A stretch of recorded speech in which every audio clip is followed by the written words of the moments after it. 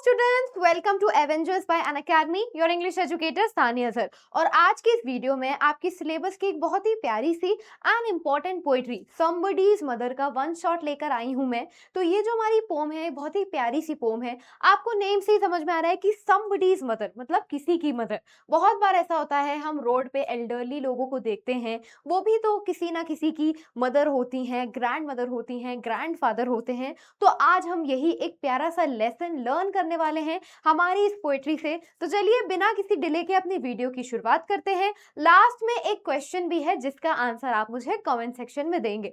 So let's start without any further delay. The poem somebody's mother by Mary Dow Brine tells a moving story about kindness, empathy and respect for the elderly. तो एक बहुत ही प्यारी सी poetry है जो कि हमें एक स्टोरी बताती है, पोएट्री के फॉर्म में हमें एक स्टोरी बताती है, एक इंसिडेंट बताती है काइंडनेस का, कि काइंड होना क्या होता है, एम्पैथी लोगों की प्रॉब्लम को समझना, उनकी सिचुएशन को समझना, और जो एल्डरली हैं, जो बूढ़े लोग हैं, उनकी रिस्पेक्ट करना। On a cold winter day, तो बड़े ही सर्दी का दिन होता है, ठंडक का मौसम है।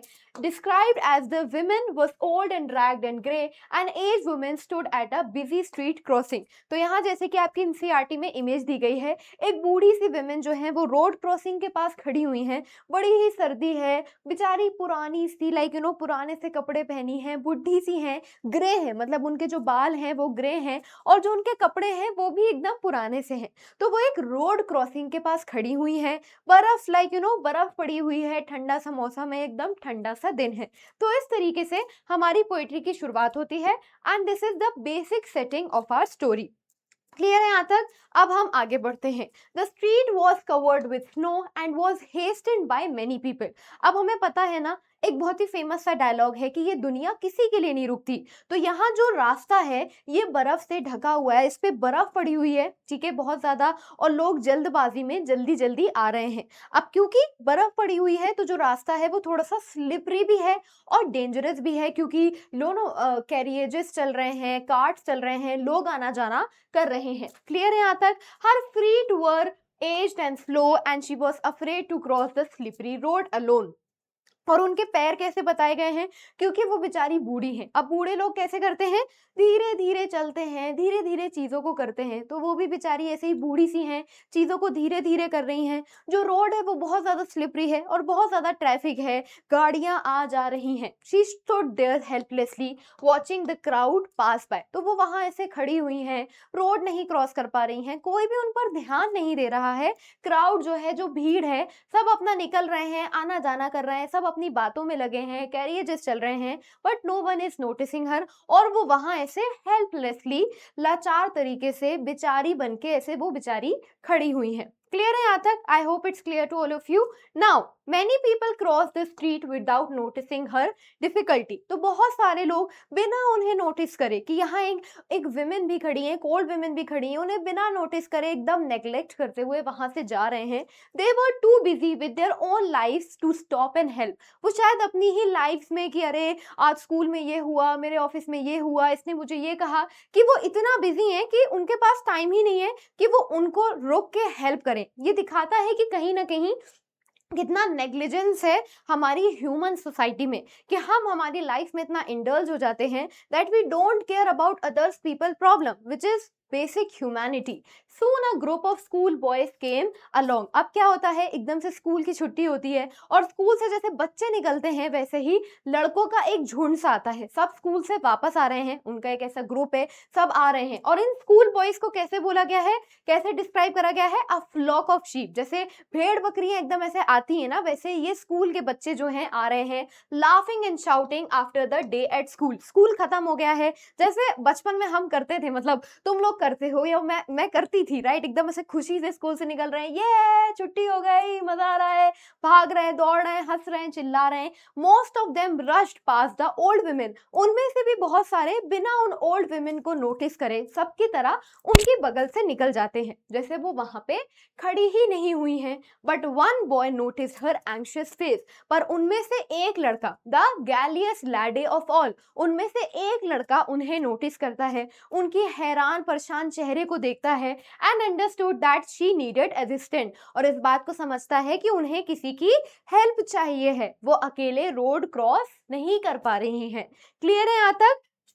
तो हमें उस बॉय की ही तरह बनना चाहिए। So finally one cheerful and kind hearted boy noticed her.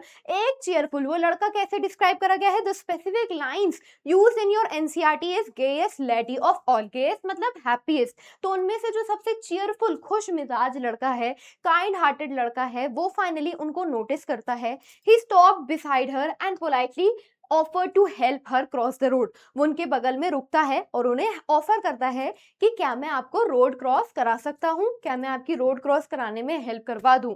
The old women placed her weak hand on the boy strong arm. अब ये क्या दिखा रहा है, डिफरेंस, कॉन्ट्रास्ट दिखा रहा है कि कैसे जवानी में हम स्ट्रांग होते हैं बट बूढ़ापे में जो हमारे एल्डर्स होते हैं वो एकदम वल्नरेबल हो जाते हैं। तो वो बड़ा ही अपना कमजोर सा हाथ उसके मजबूत बाजू पे रखती हैं, उसके आर्म पे रखती हैं। तो उनके हाथ एकदम वीक हैं और उसके जो आर्म्स हैं, उसके जो हैंड्स हैं वो स्ट्रॉन्ग हैं। ठीक है, क्लियर है यहाँ तक। And he carefully guided her across the slippery roads. और वो उन्हें ऐसे प्रॉपरली गाइड करता है, उन्हें रोड क्रॉस कराता है जो कि स्लिपरी है क्योंकि बर्फ गिरी हुई है, फिसलती हुई रोड पे वो उन्हें आराम से रोड क्रॉस कराता है। The boy felt happy and proud that he was able to help someone in need.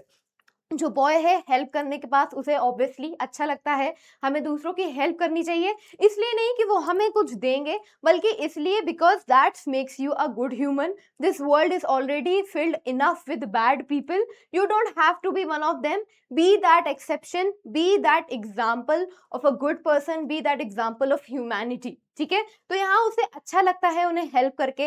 After helping her the boy return to his friend. उनकी हेल्प करने के बाद वो लड़का अपने दोस्तों के पास वापस चला जाता है। When they wondered why he had stopped, he explained that the old woman was somebody's mother. वो पूछते हैं कि क्या हो गया, तुमने क्यों उनकी हेल्प करी, खुद चली जाती, कहाँ लगे हो, हमारे साथ ही चलते। तो वो क्या कहता है कि ये भी तो किसी की मदर है ना, जैसे मेरी मदर है, ये भी तो किसी की मदर है ना। He said that his own mother was growing old too and he hoped that even ever if she needed help someone would show her the same kindness। वो क्या कहता है कि वो भी तो किसी की मदर है ना, मेरी मदर भी ओल्ड हो रही हैं, एक दिन ऐसा भी होगा कि मैं भी उनके साथ नहीं होऊंगा, मेरी मदर को भी पब्लिक में किसी की हेल्प की जरूरत होगी तो कोई मेरी ही तरह उनकी भी मदद करेगा, उन्हें भी काइंडनेस शो करेगा।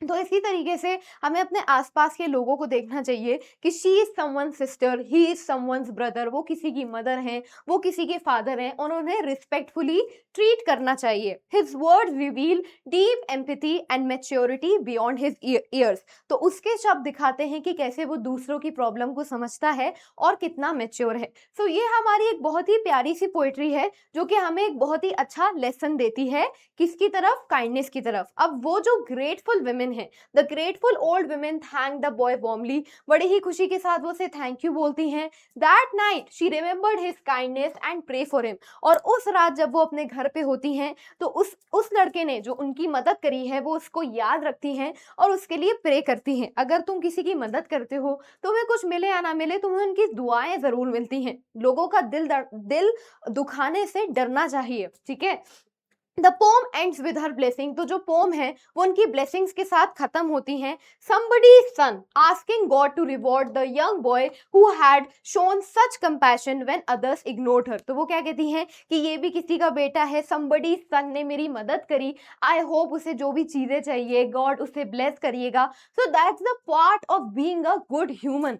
तुम्हें अच्छाई इसलिए नहीं करनी चाहिए कि तुम्हारा कुछ एडवांटेज हो जाएगा, बल्कि बिना किसी एडवांटेज के, बिना किसी तुम कह सकते हो ग्रीडीनेस के, तुम्हें लोगों की मदद करनी चाहिए। तो यहीं पर हमारी जो पोम है ये खत्म हो जाती है। So through this simple incident the poet conveys a powerful message. इस बहुत ही सिंपल इंसिडेंट से वो हमें एक बहुत ही पावरफुल मैसेज कन्वे करती हैं।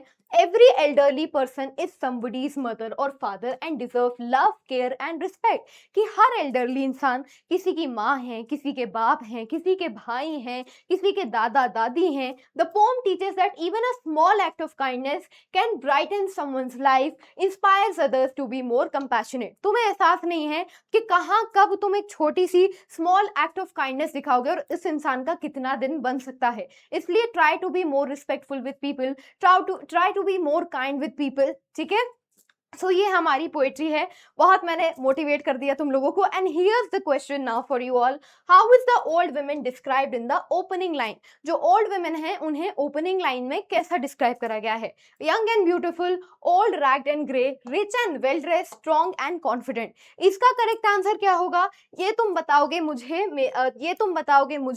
कमेंट सेक्शन में। तो मिलते हैं हमारे नेक्स्ट वीडियो में। Thank you so much for watching. Take care of your self. Bye bye.